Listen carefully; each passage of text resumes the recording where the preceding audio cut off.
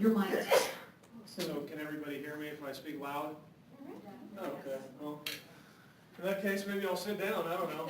Can everybody hear me, see me? We can't see you. You know what, yeah, that's, Can everyone hear him? I know the camera guy loves that, don't you? That's all right. Okay, well, might as well start. Thank you for having us here tonight. It's an honor to be able to visit with you. Why did I decide to run for office? I think that's probably the most applicable, most valuable question. It's really quite simple. I believe we've reached a unique point in our nation's history. I would argue we've reached an unprecedented point in our nation's history. This is the worst recovery on record. I wish that was hyperbole. Unfortunately, it's not. Our debt is larger than our entire economy. People don't want to argue that it's immoral. I do. I think it's immoral to spend more than we bring in year after year after year and then give the bill to our children and the next generation. Just in Arizona, roughly 80,000 kids K through 12 attend underperforming schools, and that's not a knock on teachers. Unfortunately, that's the byproduct of a system that is in desperate need of reform. But I can illustrate everything that I'm about in one story. My grandmother grew up in Oklahoma in the Great Depression, dirt poor. And she told me this story when I was 10, and I'll never forget it. So when you ask her today, what's the modern luxury you appreciate most? You know what she says, without hesitation, a warm shower. Mm-hmm. Think about that for a second. Everything that I take for granted. And it's an indictment on that, and it really is. So in any event, she comes home from school one day with an orange, walks through the door. Now this is the middle of the Great Depression. Her dad sees it. Where'd you get that? She said, the teacher. So you know what his very next question was? Did you do any work to earn it? She said no. So what did he do? He made her march all the way back to school in order to do what? Work for the teacher to earn the orange. Right. Think about that in the day and the age that we live today. But to me, that represents something inherently good. That I think when you put your hands to work and earn your rewards, that there is a value and a dignity inherent in that that nothing can replace. And that's not something government can do for us. I think the politics of dependency are destructive of the human value and dignity inside each and every one of us. So I think there's something inherently noble and virtuous and good when we practice that. We all are different. That should be celebrated. My wife was the first of her family to be born in America. Her parents immigrated from Taiwan and seeking the American dream. She's very different than me. She's 5'3", she's musically gifted, and I am not. I can whistle, but not very well. That's the beauty of it. She has skills and abilities totally different than me, just like everybody else in this room. When you put it all together in a system that allows us to foster and develop those unique gifts and abilities, now we're realizing our full potential as a people. That's what we need to embrace. I think we do that through economic freedom. I have 3 seconds left, and I'm sure we're going to talk more about that. Thank you. Thank you, Andrew. We're going to give Wendy 3 minutes, and it's fine to applaud their opening remarks, and when we do the questions, I ask that you do hold your applause. Okay? And Wendy will have 3 minutes for her opening statement. I stand before you as the next Congresswoman of District 9 to replace Kirsten Sinema. I'm running for Congress because I made a promise to my father, who graduated from West Point 70 years ago tomorrow, D-Day, 1944. He was in battle 3 months later, was decorated, wounded, led men in World War II, as well as Korea. I am his daughter. I made a promise to uphold and honor our family's legacy of service to this country. My great-great-grandfather was named Joseph Sumner Rogers. He was left for dead on the Civil War battlefield. A man rescued him whose name was Harry Lovejoy. My father's name was Harry Lovejoy Rogers III. I became an Air Force officer to serve my country. When it wasn't popular, during the Vietnam War, I graduated from Michigan State in 1976 and was commissioned into the Air Force. was privileged to fly airplanes, was further privileged to have children, to own a business, to have a wonderful husband who loves me. 36 years. Something is wrong in this country. And I will move heaven and earth, and no one will work harder than I to replace this woman who supposedly represents my district. And we will talk tonight, both Andrew and I, about how she does not represent us. And I am the woman who will replace her. Thank you.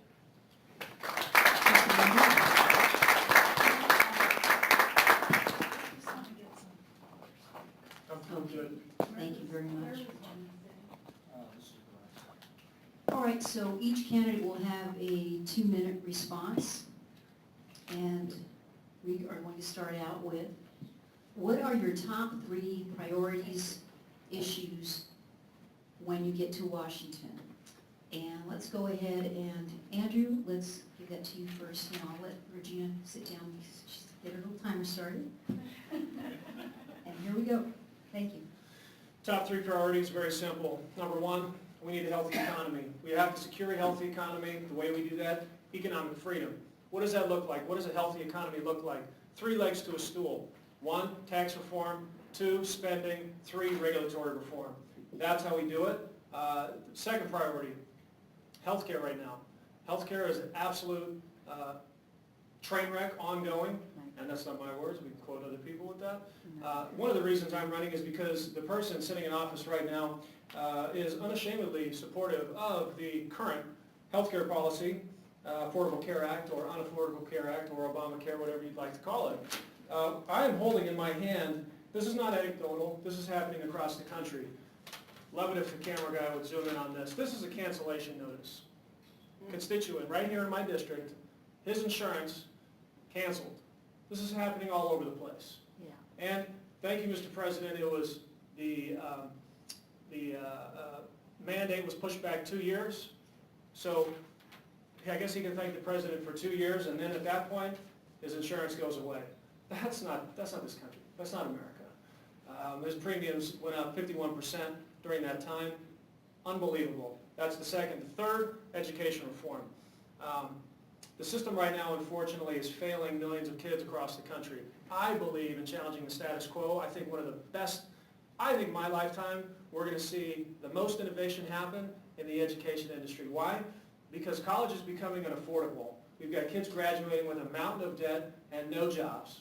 And I have 2 younger brothers in a similar situation. But below that, K through 12, great innovations happening. Online platforms, home-based platforms, charter schools, competition. And so those are the 3, in my estimation, that would be my top priorities in D.C. Thank you, Andrew. And we have Wendy. Veterans, small business, education. It is despicable what has been happening to my fellow brethren and sisters in uniform. I was a clinical social worker in the military.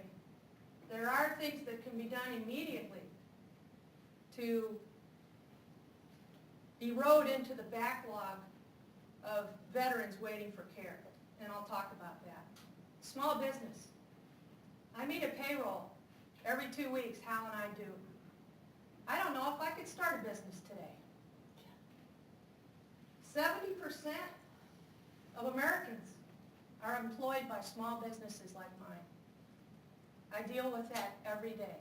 When I go to Congress, I will do everything in my power to reduce taxation and regulation.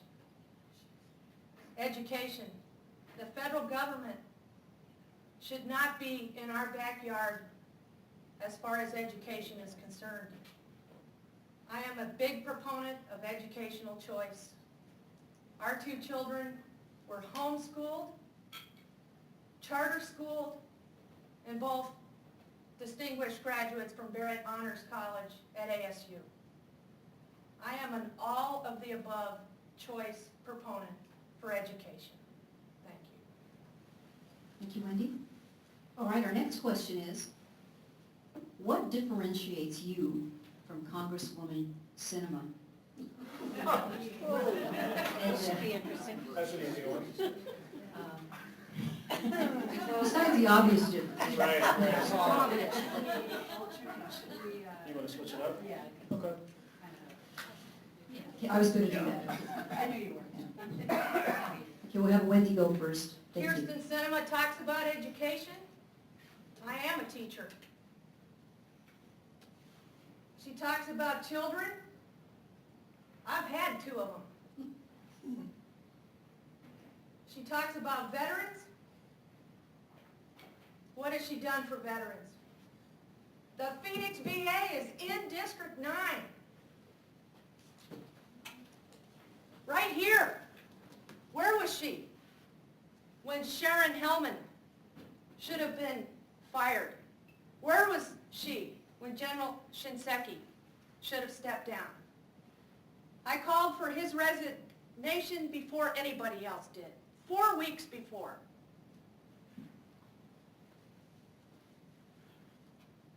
She talks about small business. To my knowledge, correct me if I'm wrong, I don't think she's had a private sector job. These are the differences. You have to send somebody to Congress who has backbone, who has conviction, and leadership experience in how to fix things. We don't do what's popular. We do what's right. Thank you, Wendy. Getting my workout.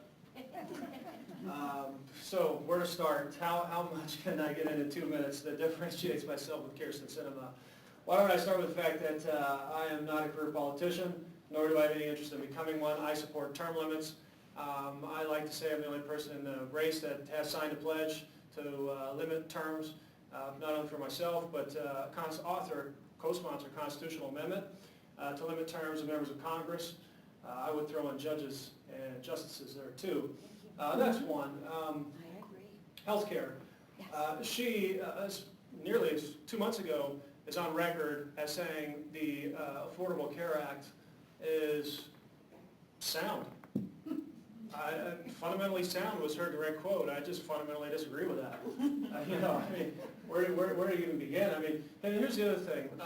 You talk about, at least she likes to grab the mantle of, it's compassionate. We're changing the system for the better, and we have, people in mind and bleeding heart, typical argument. Well, I just held up a cancellation notice. That's not compassionate. No. And as far as I'm concerned, what we've seen down at the VA, the avoidable situation that we've seen down at the VA, right? Socialized medicine. It is. That's not Andrew Walter's description. That's Paul Krugman of the New York Times. So that's not my description. The point is, if you want to look fast forward into the future of America's healthcare system, I say look no further than the VA.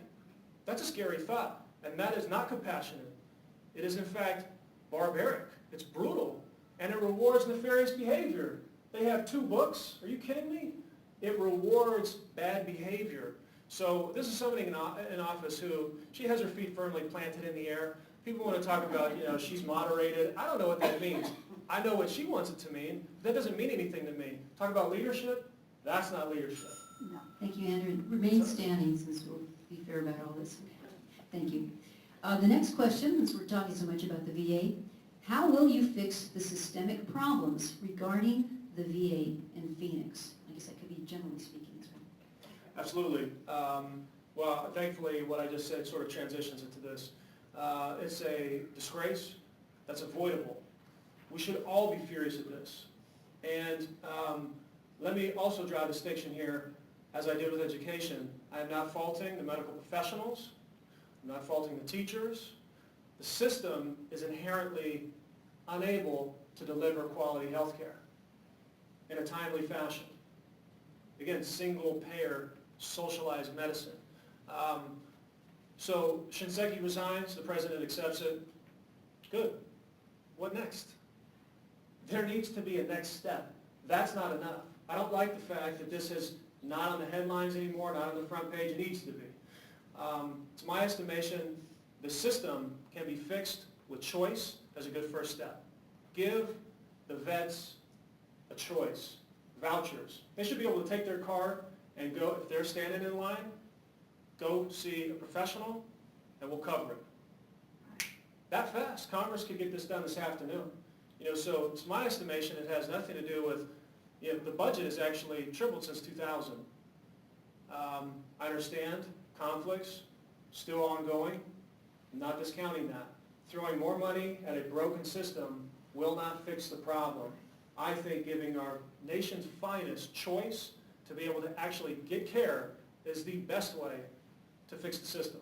And again, that's a first step. That's not a final overall fix, but that's how I would go about it. Thank you, Andrew. And now we'll have Wendy.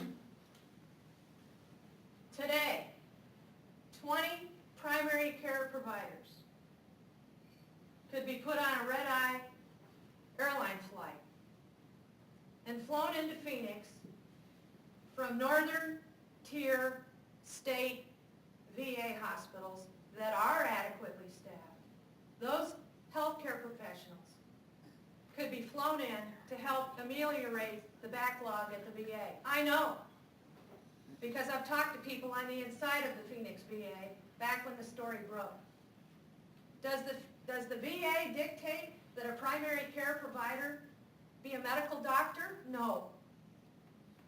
In the VA system, a primary care provider can be a registered nurse, like my daughter-in-law. It can be a nurse practitioner. It can be a physician's assistant. It can be a doctor of osteopath. Furthermore, if you have a VA license to practice in Iowa, you can practice here. So trust me when I say if we had had a tornado here, as they did in Joplin, Missouri, resources get flown in to help take care of the problem. That can be done here while we investigate, while we figure out what long-term fixes are. That's not being done, and I've gone public on it 3 different times. Those are the kinds of near-term fixes that could be being done now. The whole problem systemically, though, is a lack of congressional oversight. Thank you, Wendy. And you can remain standing if you like, because you'll take this next question first.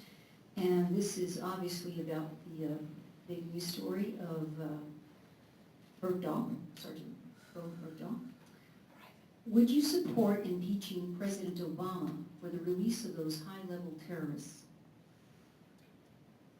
Sergeant Bo Bergdahl is the Army NCO who was repatriated this past weekend after 5 years in captivity.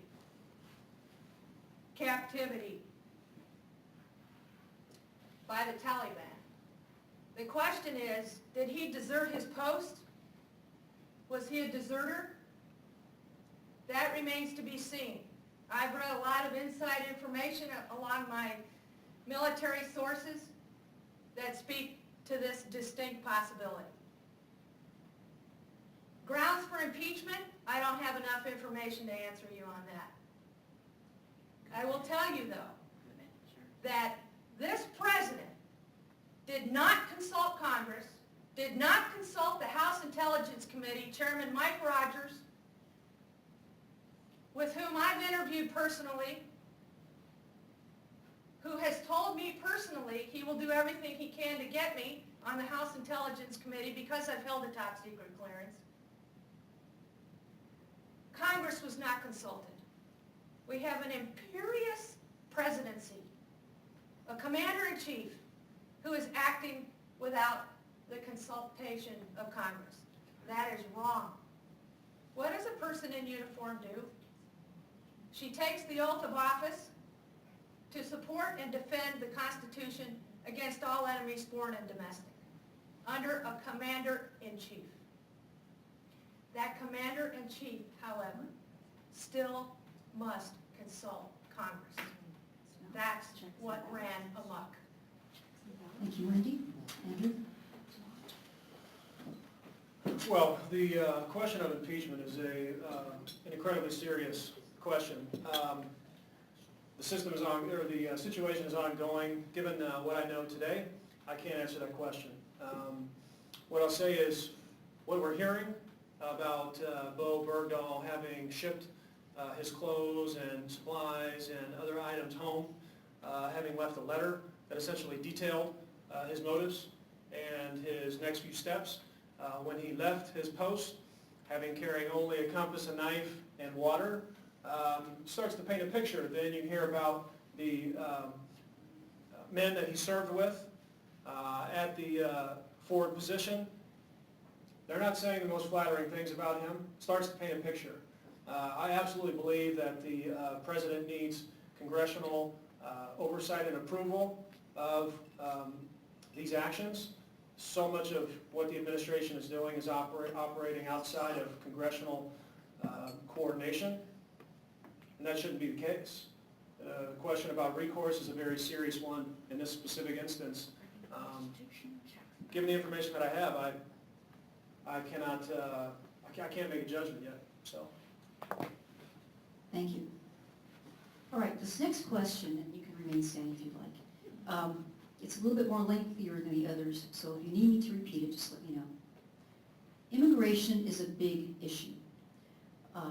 Recently, in a foster care review board case to be reviewed, was an adoption by foster grandparents of 3 grandchildren who had been in the system for over 2 years and receiving benefits. However, after 2 years, we find that the grandparents are illegal immigrants. How do you think this should be handled? Well, the issue of immigration is something that hits very close to home for me. My wife, as I mentioned before, is the first of her family to be born in America.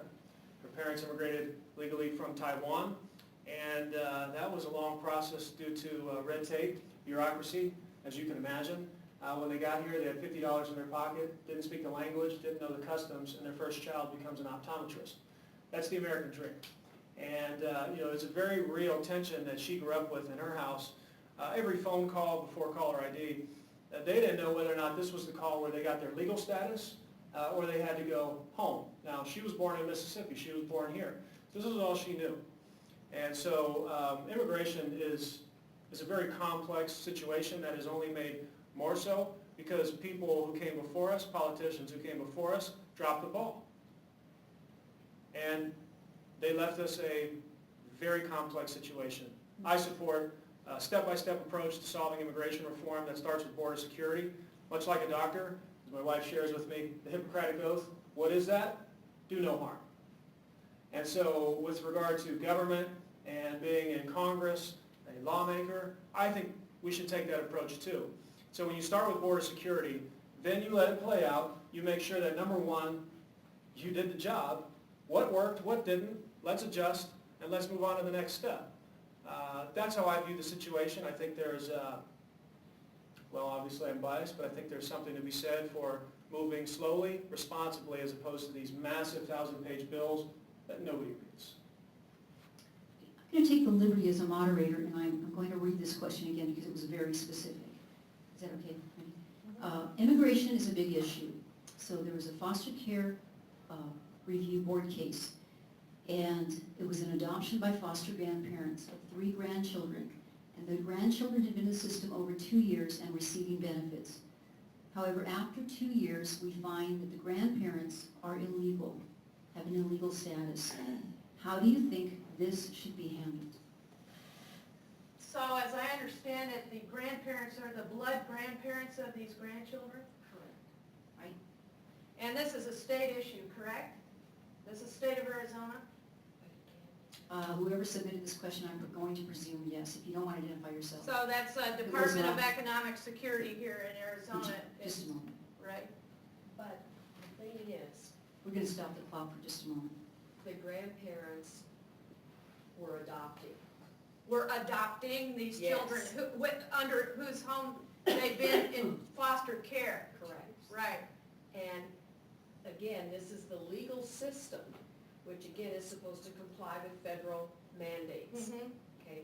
Under the federal issue, illegal grandparents cannot legally adopt in this country. Now, if they want to go back to the country where they're from or wherever and legally adopt the children there, they can. But right now, this case is still in limbo. In Arizona. Correct. Okay, so let's it's start in the clock again, Wendy. It's in the Maricopa, or in the Superior Court system, as I understand it. Short answer, it'll be up to the courts to decide. More in-depth answer, I've been a foster I parent. know, I heard that. Yes. Hal and I had a foster son for 6 months. Very complicated, tough situation having a foster child. It is a situation where if the applicant doesn't qualify to adopt, then the applicant can't adopt. We had to go through a lot of training and what do we call it, Hal, where they do home visits and to make sure you're a legitimate family to be able to care for this child. So that will be decided in the legal system. What I think overarchingly, and as a clinical social worker, and I'm stepping out of my federal hat, taking my federal hat, and speaking from personal experience, the foster care system in this state has a lot of problems. And it is very difficult, even for a squared-away family, to do the right thing.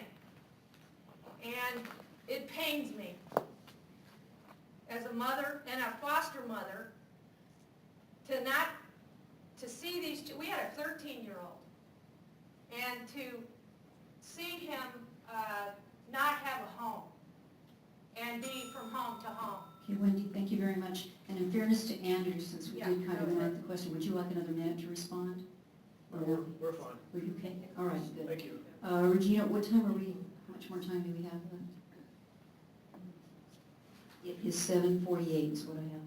So 12 minutes. Okay, I think we're going to take one more question and wrap it up. It just goes so fast, and y'all had very, very good questions. I want to commend the audience on that. So, as your moderator, I get to pick the next question. All right. And I guess we'll start with you. Yeah, you get to stand up. Are you at all concerned with the safety of our electrical grid, solar flares, EMPs, sabotage? And what would you do to protect it, safeguard the population? Oh, that's a great question. I sleep with an electrical engineer, so. I think about it all the time. Our son is getting his PhD in electrical engineering, and he gets it in a month. And I don't get to share this with audiences very often, but it's to do with this subject. It's, if some of you know what flexible display technology is, the Flexible Display Center of Arizona State University. And what our son George Rogers Cunnin has developed is a circuit board this big, which detects neutrons from dirty bombs that would be on shipping containers going through port. He served as a U.S. Marine for 5 years and then came home to do this research and has gotten his PhD in 4 years. And so, to come full circle to answer your question, our family is very invested in protecting our country in the electronic spectrum. And it takes its shape in many ways. I know about the assault on the power grid in California and how that has shown our vulnerabilities. And again, this is where Congress, with the right technical insight and oversight, needs to do a complete study. And it is being done. I read about it in the Wall Street Journal, to make sure that our nation is protected. Because when you go to sleep at night, there are far more dangers to our country than what we realize. And that is one of them. Thank you. Andrew? Regina, you're very good at that. I'm impressed. Well, let me say, I am not an electrical engineer. My father-in-law is, but he's not here tonight. What I'll say is there's a component of security, there's a component of infrastructure, but undergirding that entire process is we actually have to produce energy. And what are we not doing as much of today? Producing energy. What do the other day I testified the field hearing here in town, the congressional field hearing on the EPA's new proposed rules. I testified at that opposed. Because what does it do? It continues to hollow out the infrastructure that produces energy within the United States. More than that, it makes it more difficult for middle-class families just to make ends meet, pay the bills. So I think at the core of this issue, we have to ask, is what we're doing, number one, constitutional, but number two, are we actually bettering the lives of middle-class families, low-income families? With regard to the EPA rules, their proposal, no. No, it's continuing to hollow out our natural resource infrastructure and production. So I support an all-of-the-above approach with regard to energy. I think we're at the front end of a wave, a revolution in energy production, natural gas. We are, in fact, a net energy exporter. This should be celebrated. This has the ability, just this one issue, to completely flip our trade imbalance. Instead of running a trade deficit, we could run a trade surplus. What is that going to do? That's great news for the dollar. That makes the dollar strong again. You hear these people talk all the time about we need 2% inflation every year. Last time I checked, if the prices for the things that we buy every single day actually went down, that would be a good thing. So I reject that, and this is one of the ways that would actually happen. So we need to embrace this energy revolution that we're on the cusp of. And I totally misspoke. We have until 8:15. Oh, great. So we actually have 15 instead of 22 minutes. Oh, I'm So, sorry. More questions. Yeah. More questions. Okay, great, so we have more time for questions, good deal, yeah. That's Well, why we I have asked. to allow 4 minutes for Right. wrap-up, so. Right, so they're going to get 2-minute closing statements. Okay, then, and if that's the case then, let me see, let's, okay. Would you vote to raise the minimum wage? Well, we have to ask ourselves, who is this going to help and who is this going to hurt, just like I said. If you're a struggling No. youth, No. looking for your first job, maybe you're not even in college, maybe you're in high school, and you just want that, some on-the-job training, and if Congress comes along and raises the minimum wage, is the employer going to be more or less likely to give that person who needs the job, who wants on-the-job training, who wants to go exercise their unique gifts and abilities that we talked about before, is that employer more or less likely to hire that person? Less likely.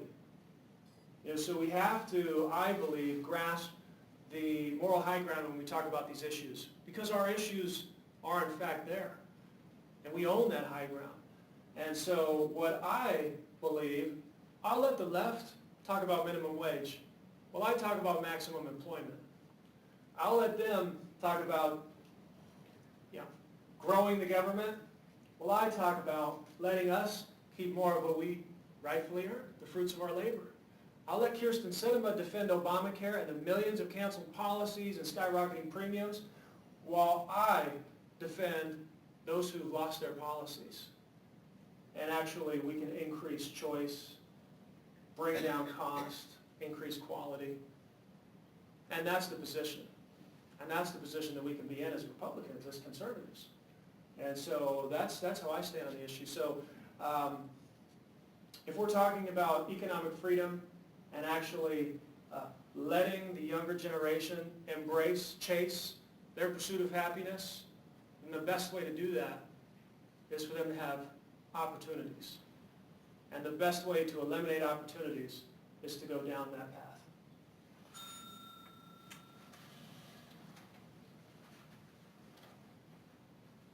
Why should government dictate the market? What business of it does government have telling me what I can pay my employees? What is wrong with that picture? Do we want government picking winners and losers? Do we want government saying it should be $10.10 an hour or whatever the capricious number of the day is? I just saw an email 2 days ago, and we'll see if it ends up happening, that all the Burger Kings on U.S. military installations around the world and other food franchises on U.S. military installations overseas will have to close up. Why? Because the wage has been dictated by the federal government, and those franchises can't afford to pay that. And so what happens? Teenagers of military families can't get a job now in Japan or Germany.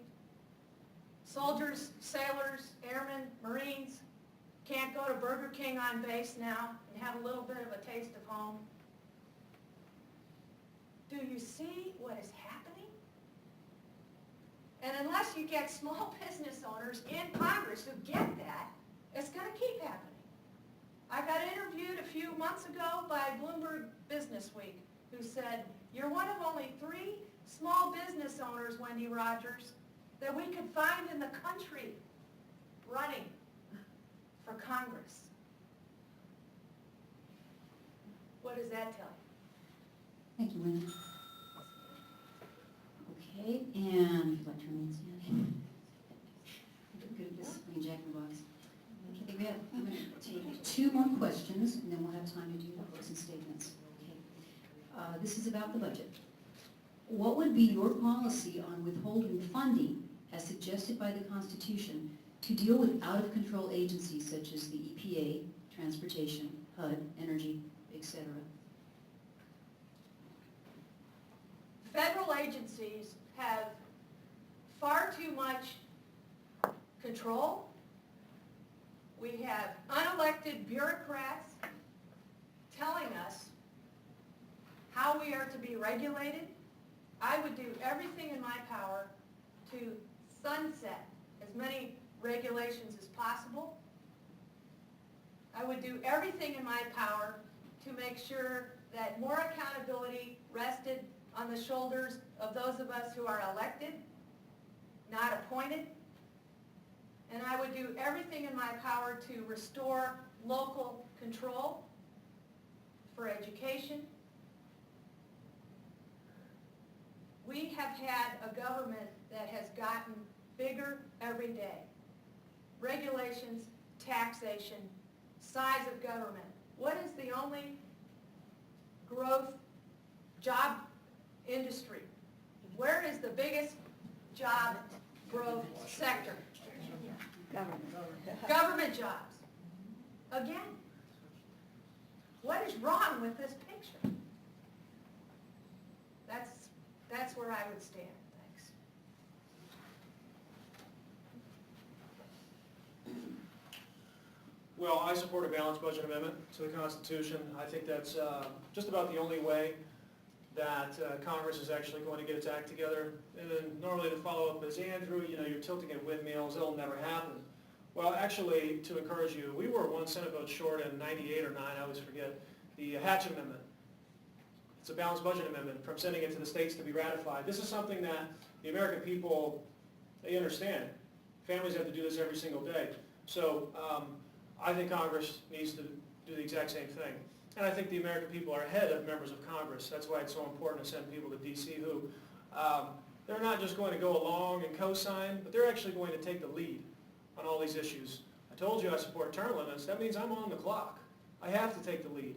There is no other option on all these issues. And so I think that's the best way to actually rein in government. If you try to approach it from a statute perspective, no future Congress is bound by that statute of a previous Congress. So that's not enough. We need something more. I think that's the best way we do it. When you talk about withholding funds, what I would say is I have negotiated numerous contracts in my life, and whenever you go to that negotiating table, you don't show your cards. Unfortunately, we have members of Congress who, maybe they haven't negotiated contracts before like me, but the point is you never reveal your ultimate goal, what you want to get out of it, and there's some games involved.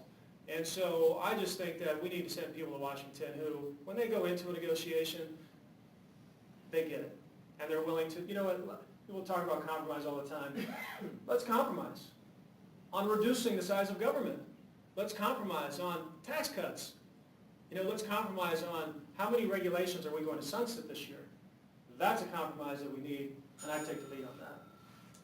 So, I just have to say that you guys were the best about the time. I'm very impressed. It's right there. it's a timekeeper. Okay, this is going to be our last question, and I'm sort of combining these two because they're really basically the same.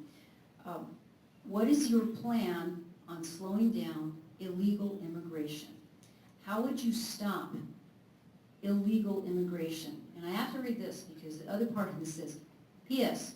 I don't want a wishy-washy answer. Whose question was that? And notice her last name is Fair, Susan. Great, there you go. Right up front. Yeah. Well, like I said, a step-by-step approach that starts with border security. I said in a briefing the other day, DPS officer, he is on the drug task force. Frankly, walked out of the meeting shocked. You don't read about the things that he's told me. What we have going on right now is not just illegal immigration. There's a drug war. The cartels are waging war. They have been for many years, maybe 2 decades or longer. That's spilling over into our communities. This briefing that I was privy to, literally, very rarely do I walk out of a meeting with my jaw on the floor, just having to take a while to process what I was just told. We're outmanned on the border. We're outmanned. We don't have very good equipment as compared to the drug cartels. Arizona, I don't know if you know this, and this is one of the issues and items that I didn't know either. It is the #1 drug smuggling corridor in the United States. Oh, yeah. Oh, yeah. That's amazing. That's right here in our community. They go straight up. Once they get on the other side of I-8, what do? Go right into our communities, kind of filter in, and so it's dangerous. So it's not just the component of immigration. There is a very real criminal component and aspect to this. So that's why I think it's so important to start with security. We also have to recognize that 40%, it's estimated, 40% of the people who came here, they came here legally. They came here on visas. And then they expired and they stayed. So it is a very, very complex issue that I think it needs people who are responsible enough to recognize that and then say, that's why we need to go step by step, because we can't afford to get it wrong. So. How many of us are moms? How many times, Joan, you're a mom. How many times have you told your children, you're not going to do this, stop. You don't count to 1, 2, 3, you say stop. What's that called? Enforcing the law. Enforcing the law, mom's law. Yes, we have rules up in our kitchen that say mom's rules. That's right. Our country doesn't enforce the law. No. So we have an incentive. We have a magnet for more immigration. Do we have the technology to secure the border? Yes. Do we have the political will to follow through on it? No. Until that changes, we won't be able to secure the border. How do we fix that? We hold the House of Representatives and we win the Senate. And we corral the executive into enforcing the law. We have to lead. We have to have conviction. We have to be unapologetic. We have to say that our country's exceptional. The only way we have respect in the world is to be unapologetic. We cannot be everybody's friend. That's the bottom line. You enforce the law, and you are resolute in how you enforce it. Thank you. Before I turn it to them for their closing statements, and we hope that you'll remain after the finish of the meetings, because I'm sorry we didn't get to all your questions. We really did try to have very good questions. And as you can see, it was very nice of both of you to come tonight. But I do want to say that I know not everyone here is going to be voting in CD9. I'm not. My district is Pastor 7. I know some of us are in that. We don't even have a Republican running, okay? This is a very important race. So maybe you're not, but Senate Republican Women of Phoenix encourages you to share this information, whatever you learned tonight or maybe you didn't learn, share it with your friends, with fellow voters, because you never know who you might influence. And I know I'm very proud to say in our club, most of the people that are here, they're very active. I see you guys out there in political land all the time. So you're very influential. I just don't know because you're an informed, responsible Republican. And most importantly, you're a conservative American, so you have influence even when you speak. Use it. Don't be mean and nasty. We don't have to be that. We already have that reputation, right, as Republicans. But please use it, and we hope this helps. So we're going to go, I guess, it would be Wendy will give the closing statement. I'm going with 2 minutes. You're gonna, okay, since we have time, okay. So they'll have 3 minutes for their closing statements. Wendy? This is a C-141 aircraft that I flew for several years. It's in the boneyard now at Davis-Monthan. In the 1980s, when I used to fly it, Marines would get on board overseas, and I could hear them whispering over my headset, "That's a woman!" Oh my God! I could hear that. And the loadmaster would tell me what they were saying. So we'd button up the aircraft and we'd taxi out. And you know what? The minute we took off and the gear came up, this loud cheer came from the cabin from 200 Marines. Why? They were going home. This is my home. I've lived here for 18 years. I retired from the military to live here, to raise my family here. Nothing matters more to me than representing you. Remember Ruth McClung, the rocket scientist who ran for Congress against Grijalva 4 years ago? She's a friend of mine, and her mom is. Her mom's a social worker like me. They called me up a couple of months ago and said, "We don't have any money. We want to help you. So we're going to make you buttons." I thought, buttons? We're in Twitter now. We're in Facebook now. Buttons. I said, "Love you guys. Okay, buttons. Great."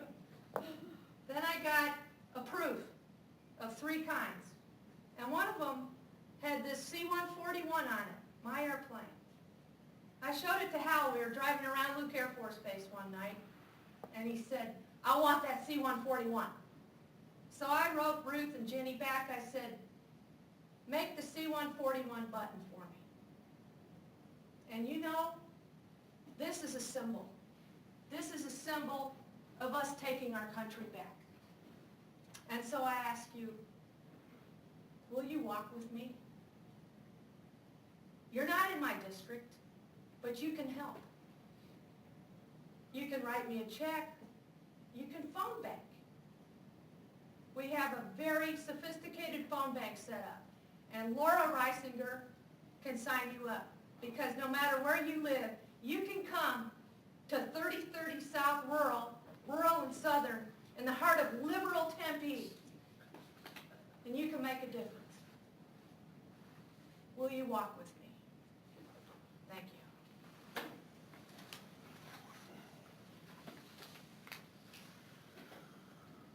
Well, thank you for the opportunity to come and visit with you this evening.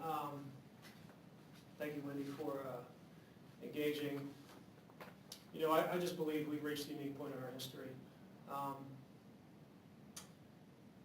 What I think we need more than anything, my background as a quarterback, team sports, leader, captain, and so forth, I didn't talk much about it tonight because I want to be evaluated based on the merits.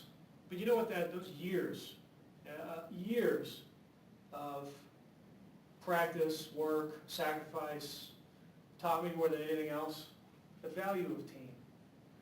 The value of team. We're on the greatest team the world has ever known. We're made up of Republicans, Democrats, and Independents.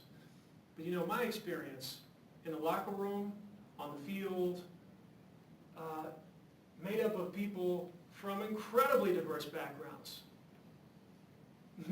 came together for one reason, the goal that was in front of us. Willing to sacrifice of themselves, willing to serve the person next to them. That is a metaphor and illustration for this campaign. In 2002, the Holiday Bowl, in the first quarter of that game, I took a shot to my lower back and broke 3 vertebrae. Stayed in the game. It hurt. Why did I stay in the game? Not because I'm John Wayne, or because I'm tougher than the next guy. I was thinking of the person next to me, the mission in front of me. They were counting on me. That's the only thing that mattered. Not my health, probably naive at the time. Maybe I should have pulled myself out of the game. But that is the mindset. That's what I'm bringing to the table. I think we need that. I think we need more of that. People who are willing to stand here and say, you know what? I don't have all the answers, but I'm going to go figure it out. And I'm going to be accountable for my actions. I'm going to be accountable to you. That's the other thing football taught me. Accountability. What a quaint notion. But I just think we need more of it. I'd also say this. We have a fantastic opportunity to reload, to send somebody to Washington that represents the next generation of Republican leaders, who is willing to, like I said, be the tip of the spear. Take the point and run with it. Lead on all these important issues. My generation, my wife and I were not blessed to have kids yet, they're going to be faced with challenges that no generation in American history will be faced with. And they're very real. And so I think it's very important to send a fresh perspective, a new voice, somebody who can be the next generation of representatives coming from the state of Arizona, conservative representatives. Thank you.